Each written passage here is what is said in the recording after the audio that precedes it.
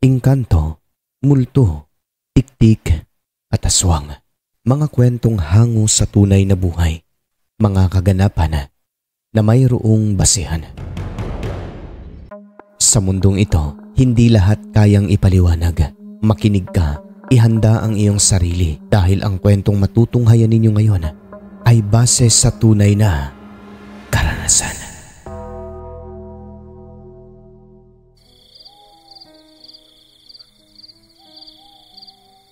Mapagpalang araw, Sir Alex. Tawagin niyo na lamang po ako sa pangalang Ramon. Meron akong ikukwento sa inyo hingil sa karanasan ng isang binatang hindi makalimot sa ginawa namin ni tatay na pagtulong sa kanya. Pero bago ko umpisahan ang tungkol sa nangyari sa kanya, hayaan niyo muna akong ikwento ko sa inyo ang lugar na aming tinitirhan. Lumipat kami sa isang isla sa Iloilo. Hindi ko na lang babanggitin ang eksaktong lokasyon bilang respeto. Pagbubukid ang naging hanap buhay namin ni tatay doon. Dalawa na lamang kami, gawa ng iniwan kami ni nanay noong maliit pa lamang ako. Ang lupa na yon parte ng tatay ko mula sa kanilang mga ninuno. Iyon po yung mga lupa, Sir Alex, na hindi pwedeng ibenta. Tatlo lang na magkakapatid ang tatay ko, puro lalaki. Kaya nung mga panahon na yon, tatatlong maliliit na bahay lang din ang nakatirik sa lugar na yon. Sa amin, kay Tio Romeo at Tio Paul na pawang walang mga asawa. Napakadilim doon tuwing gabi dahil walang kuryente. Masaya na kami kapag maliwanag ang buwan. Yun kasi ang nagsisilbing liwanag sa kapaligiran. Alam niyo po, hindi kami naniniwala sa mga aswang noon. Maski sila Tio, kapatid ni tatay, hindi rin po naniniwala kasi hindi pa naman nakakita. Ngunit may isang baryo roon, tawid ng sapa, bago ang araw ng fiesta, ay may naririnig silang sigaw ng tao na kung hindi lalaki ay babae. Lahat daw ng naninirahan sa baryo na iyon, usap-usapan na magkakamag-anak ng mga aswang. May mga sabi-sabi rin naririnig. Baryo umano ng mga aswang ang naturang lugar. Kami naman ng tatay ko, bilang baguhan pa lang na lumipat doon ay hindi agad naniwala sa mga haka-haka. Hindi raw umiiral ang mga nilalang na yan ayon kay tatay, sapagkat moderno na. Kaya sa tuwing magkukwento ang mga kapatid niya, minsan magtatawanan na lang daw sila tuwing magiinom ng tuba. Ngunit isang beses, Sir Alex, inatake ang tiyuhin ko ng aswang malapit lang sa kanyang kubo. Tao raw talaga ito, ngunit mabalahibo ang buong katawan at matatalas ang kuko. Mabuti na lang, may dala siyang itak na ginagamit niya sa pagsanggot o yung panananggot ba na kumukuha ng tuba. Nasanggot niya ang kamay ng aswang kaya napahiyaw ito sa sakit hanggang sa tumakbo at naglaho sa dilim. Ilang araw na lang yun bago ang fiesta sa kabilang baryo. Parang naghahanap daw ng makukuha o mabibiktimang tao. Doon na naniwala ang aking tiyuhin na totoo nga ang mga aswang doon. Kaya magmula nun, kung ano-anong panangga ang meron sa kanilang kubo, pati na sa amin. Dahil sa nangyari sa aming tiyuhin ay nakumbinsi kami ni tatay. Totoo nga yung sabi-sabi, haka-haka na ang karatig baryo sa tawid lang ng sapa, baryo ng mga aswang. Ilang buwan din na naghahanda ang aking mga tiyuhin noon pati na si tatay. Baka bigla na lang umatake ulit. Pero sa awa ng Panginoon ay hindi naman. Ngunit hindi pa rin talaga kumpiyansa tuwing pumapatak na ang dilim. Kasi nga, hindi masyadong malayo yung pinag-uusapan na baryo ng mga aswang. So eto na nga po, Sir Alex. Isang taon ang nakalipas, bago ang araw ng fiesta sa naturang lugar. Bago maghating gabi, ay nagulantang na lamang kami nila tatay nang may marinig kaming humahangos na tao sa labas ng aming tahanan. Pinakahulan ito ng aming alagang aso. Siyempre, hindi agad kami nagbukas noon ng pinto gawa ng baka isa itong aswang. Ngunit narinig namin itong nagsalita, Diyos ko, huwag mo akong pabayaan, Lord. Tulungan mo po ako. Pati aso namin ay parang nakaintindi sa mga sinasabi niya kaya tumigil ito sa pagtatahol. Hanggang sa kumatok na siya at humingi ng tulong, nagtatawag. Tao po, tulungan niyo po ako. Doon na namin sinilip ni tatay sa bintana. May dala pa siyang bag, itim, nakasuot ng itim. Tao nga. Isang binatang nakapaa na lang. Basang-basa ito. Ang hitsura niya ay mukhang taga-syudad. Agad namin siyang tinulungan ni tatay, pinapasok sa loob ng aming munting tahanan. Pagkatapos ay isinarado ang pintuan. Alam namin na hindi siya aswang gawa ng walang palatandaan. Yung pangontra naming langis hindi naman bumula. Nakasabit lang yun sa ibabaw ng pintuan. Nanginginig ang katawan ng binata. Tinatanong siya ni tatay kung saan galing, na paano at bakit napadpad doon. Hindi siya maayos nakakapagsalita, Sir Alex, dahil sa sobrang takot nito. Tagalog ang pananalita niya, kaya alam namin na Taga-Luzon. Binigyan siya ni tatay ng tubig at pinakalma. Relax ka lang. Huwag ka na mag-alala. Ligtas ka rito kung saan ka man galing. Okay? Makakauwi ka sa inyo. Pagsabing makauwi, medyo kumalma siya, Sir Alex. Pero batid pa rin talaga ang takot sa mukha nito.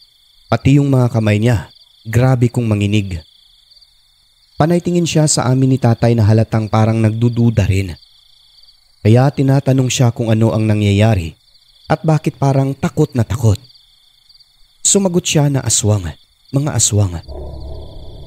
Kumalma ka lang bata, hindi kami aswang, sagot ni tatay sa kanya.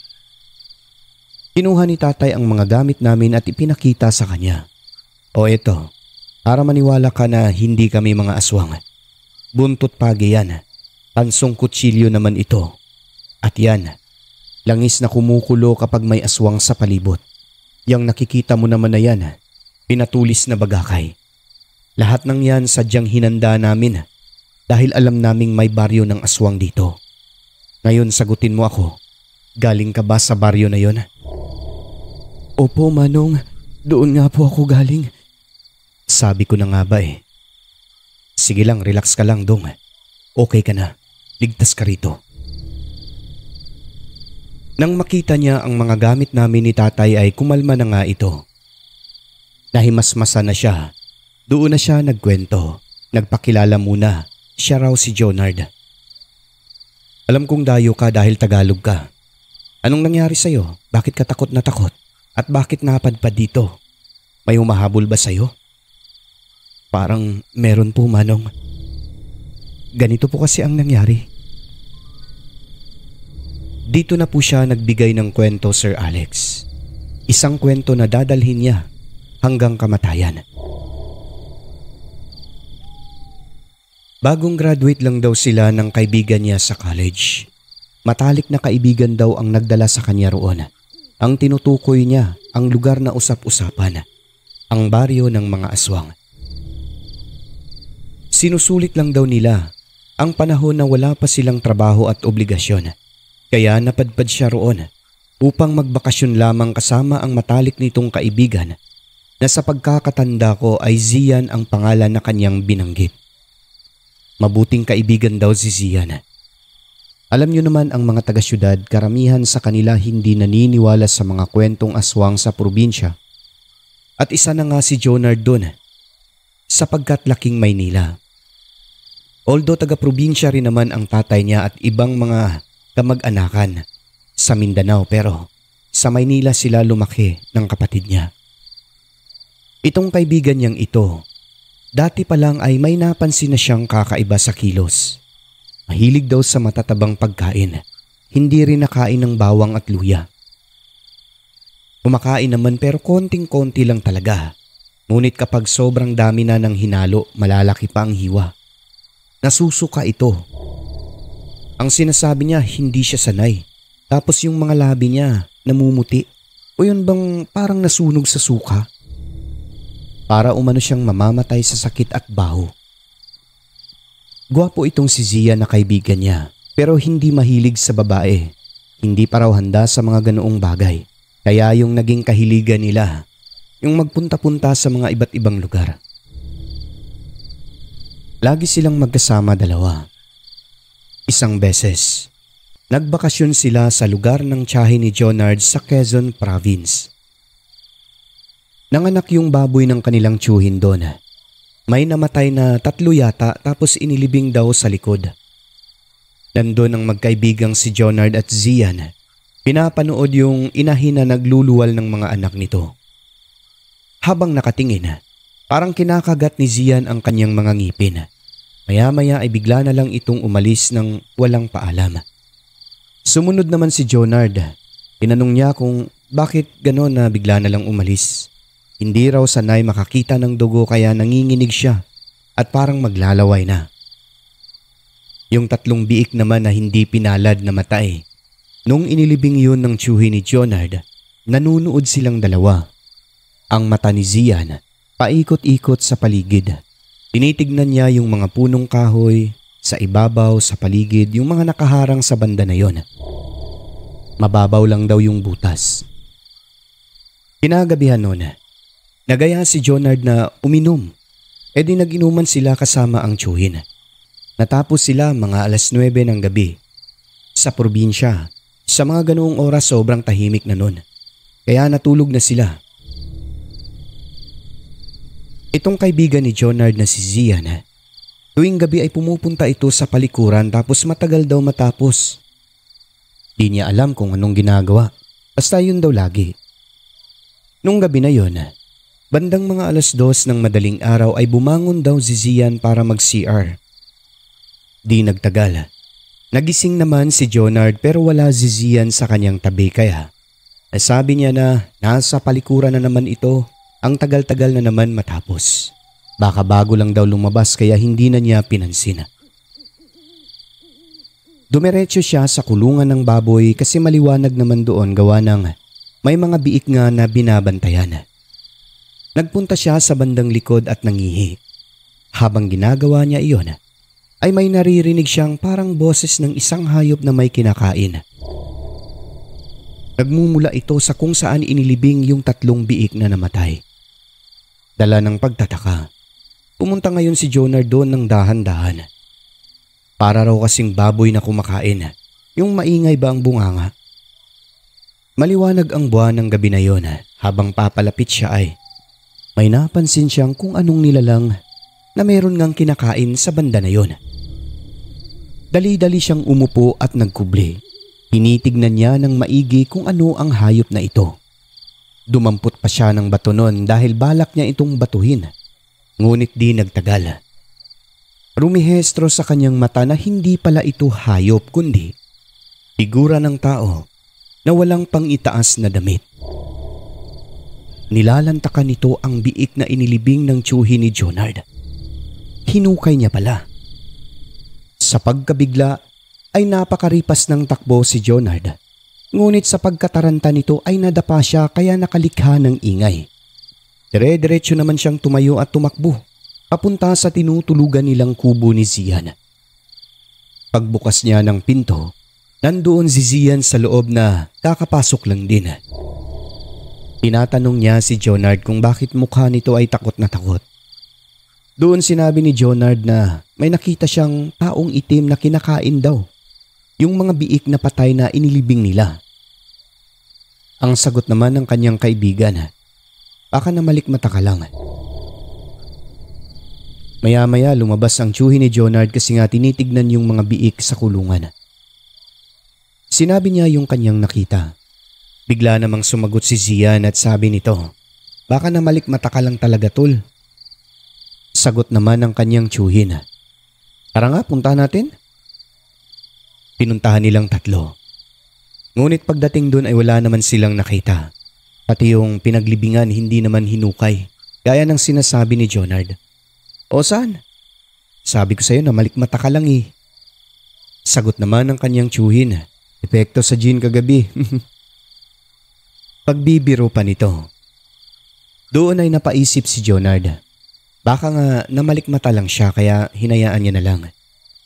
Si Zia naman, ginawa iyong pangtukso sa kanya. Kasi pag nakainom daw sila, nakakakita ng iba. Yung mga hindi nakikita ng normal na mata. At yun na nga, kinalimutan na lamang ni Jonard ang pangyayari na yon, pero sa sarili niya, alam niyang tunay daw talaga yung kanyang nakita. So wala na, kinalimutan na. Bumalik na sila sa Maynila. Naikwento niya ito sa kanyang mga magulang. Hanggang umabot ang kwentuhan nila tungkol sa mga aswang. Kasi nga ang tatay niya ay taga Mindanao. Meron daw kwento-kwento noon doon na mga aswang na kumakain ng hayop. Atay, puso, lamang loob, tapos dugo.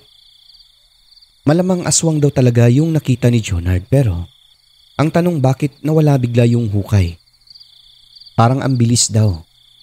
Kaya hati rin talaga paniwala niya na baka namalikmata lang talaga siya. Fast forward tayo, Sir Alex. Hanggang sa si Zia na ang nag-aya kay Jonard na magbakasyon sa probinsya nito. Magdidiwang daw ng kaarawan ang kanilang lolo kasabay ng pistahan sa lugar na yon. Ayon pa sa matalik niyang kaibigan, isa ito sa pinakaimportanteng pagdiriwang ng kanilang pamilya sa kanilang baryo. Kaya naman, labis ang saya ni Jonard dahil ito ang unang beses na makapagbakasyon siya sa lugar ng matalik niyang kaibigan. Ngunit nang magpaalam siya sa kanyang mga magulang, hindi nagustuhan ng kanilang tatay ang pagpapaalam, lalo na nang malaman kung aling lugar ang pupuntahan.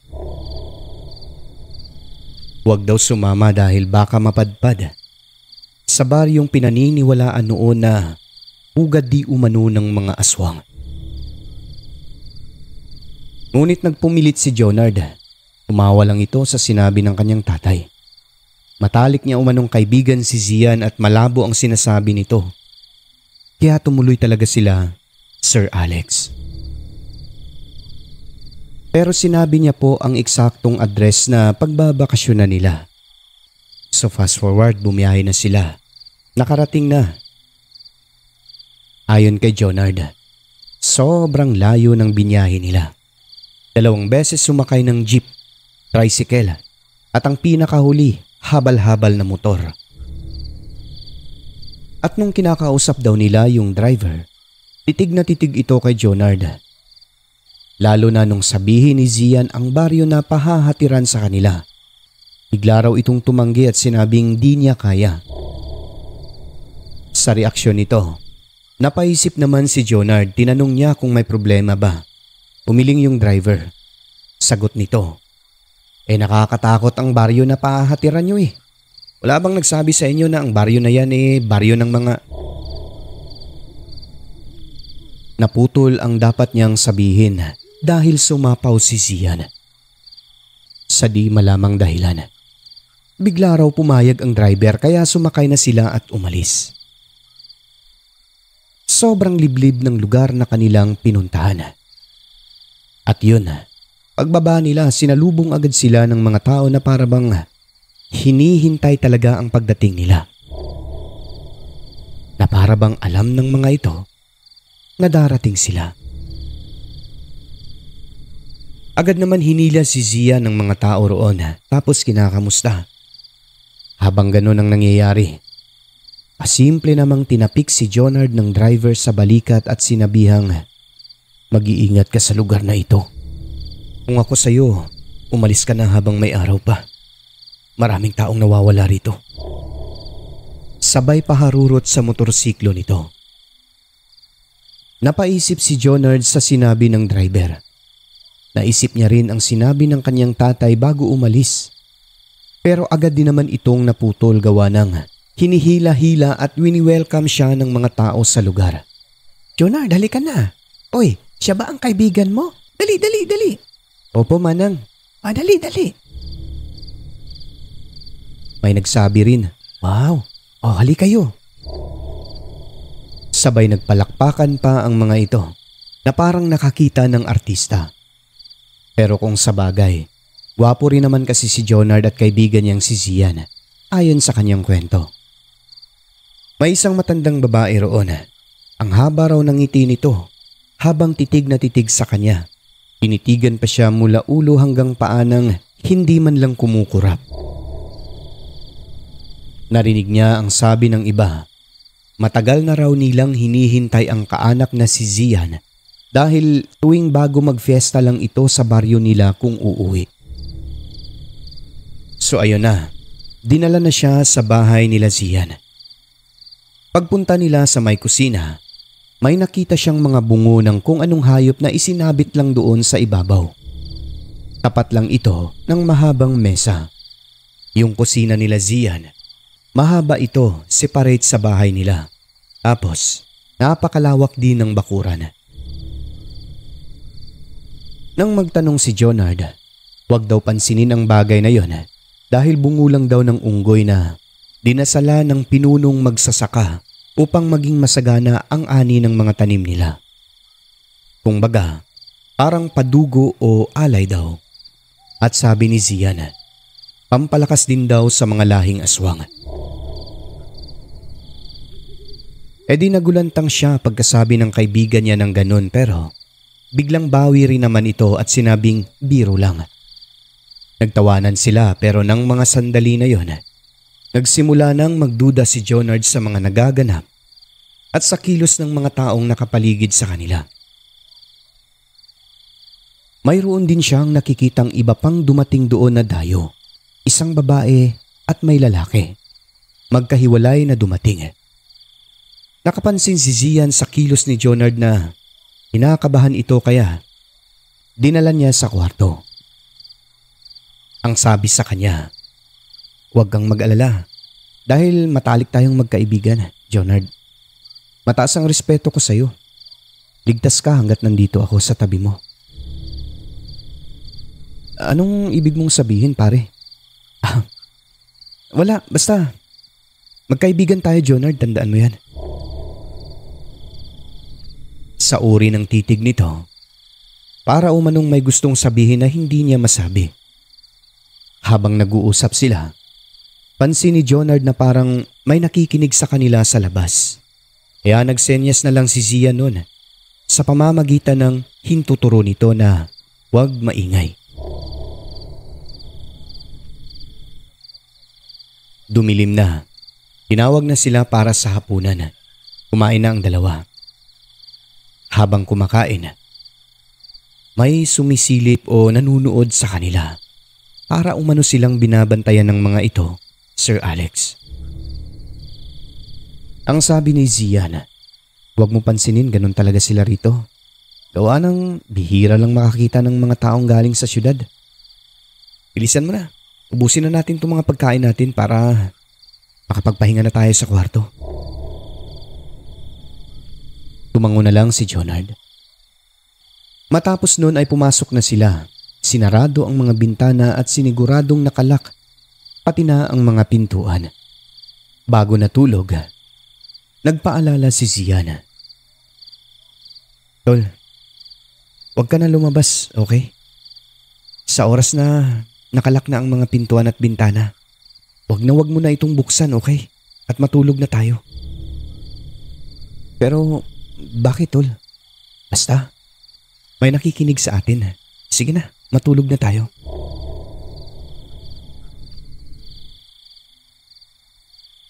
Kinukutuban na ng masama si Jonard. Humiga na sila, ngunit hindi siya dinadalaw ng antok. Natatakot na siya. Kinakabahan siya sa lugar na yon at sa mga posibleng mangyayari. Hanggang sa humilik na si Zian. Yun na lamang ang kanyang naririnig at mga ingay ng kuliglig sa paligid. 12:00 ng hating gabi, Sir Alex. Napamulat ang mata ni Jonard nang may marinig siyang tili ng isang babaeng parang binusalan ang bibig. Hindi siya sigurado. Hindi niya masabi kung bakit. Pero mukhang tili na sobrang takot na babae. Ngunit saglit lang naman yun tapos bigla nang tumahimik. Sir Alex. Lingid sa kanyang kaalaman. Ang sigaw pala na yun ay ang dayong babae. na malamang sa malamang ay kinatay na ng mga aswang. Subalit pilit niyang binaliwala yun. Pilit niyang kinakalimutan ang kung ano-anong naglalaro sa kanyang isipan. Nakatulog siya, madaling araw na.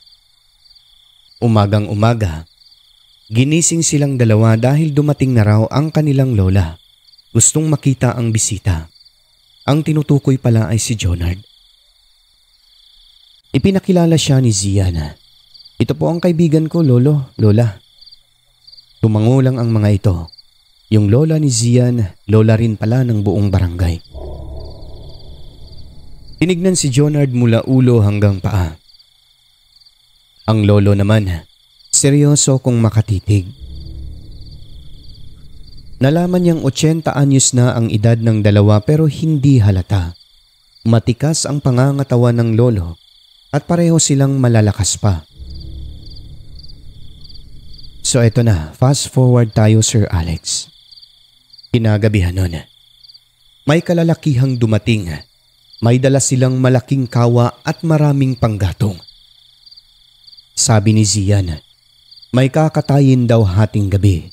Yung mga kababaihan na pare-pareho ang uniforme, sila daw ang sasayaw sa mga ritual na gagawin ng lolo at lola.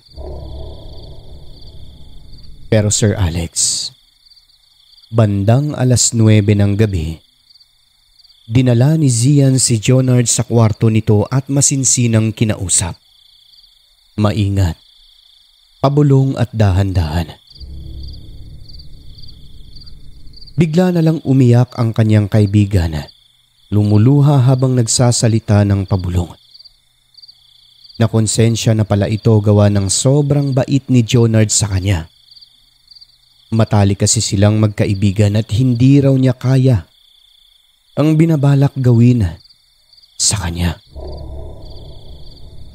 Kakatayin daw pala si Jonard Sir Alex ng gabi na yon, pagpatak ng hating gabi. Pero bago mangyari yon, pinatakas na siya ni Zian bago pumatak ang 11:00 ng gabi. Dahil aakyatin na raw siya at papatayin bago ibaba. Iyak ng iyak si Zian nun. Gagawin ko ito dahil magkaibigan tayo. Tumakas ka mamaya. Ituturo ko sa iyo ang daan. Halika. Pero wag na wag kang magpahalata. Naiintindihan mo ba? Bababa ako. Kunyari kakausapin ko sila sa baba. Kapag kakamutin ko ang aking ulo, bumaba ka na. Sa likod ka dumaan. Nakikita mo yan. Diyan ka dumaan. Dumiretso ka sa gubat. Pilitin mong makatawid ka sa sapa dahil kabilang baryo na pag-akyat mo. Hindi na mga aswang ang mga taong nakatira roon. Pero bakit? Nagtiwala naman ako sa iyo ah. Kaya nga ginagawa ko ito eh. Kasi hindi ko kaya. Oo, mga aswang ang lahat ng nakatira rito, kasama na ako. Pero Jonard, tandaan mo, magkaibigan tayo at sorry, napilitan lang ako. Sana mapatawad mo ako. Nanlaki ang mata ni Jonard sa sinabi ng kanyang matalik na kaibigan. Halos hindi siya makapaniwala. 9:30 na. Kinakailangan ko nang bumaba. Bumaba na si Zian at nakipagkwentuhan sa mga naghihintay na kalalakihan sa baba. Kumuha siya ng maiinom at pinainom niya ang mga ito. Noong nagbigay na ng hudyat si Zian sa pamamagitan ng pagkamot sa kanyang ulo, ay dali-dali nang bumaba si Jonard dala ang kanyang mga gamit, yung kanyang bag.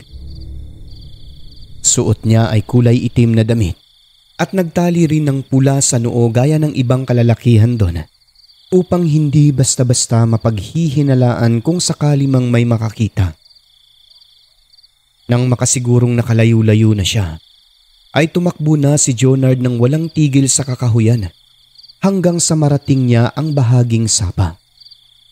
Tinawid niya ito, Sir Alex, kahit muntikan pa siyang maanod at malunod.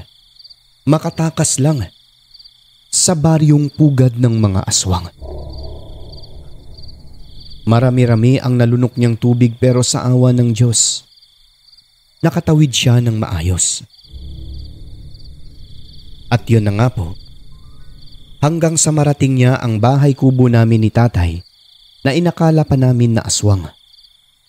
Ang dayo pala na si Jonard na pinatakas ng kanyang matalik na kaibigan na isa ring aswang bago pa makatay sa lugar ng mga ito na puro mga aswang. Sa sobrang pagod ng binata, nakatulog siya habang nagkukwento.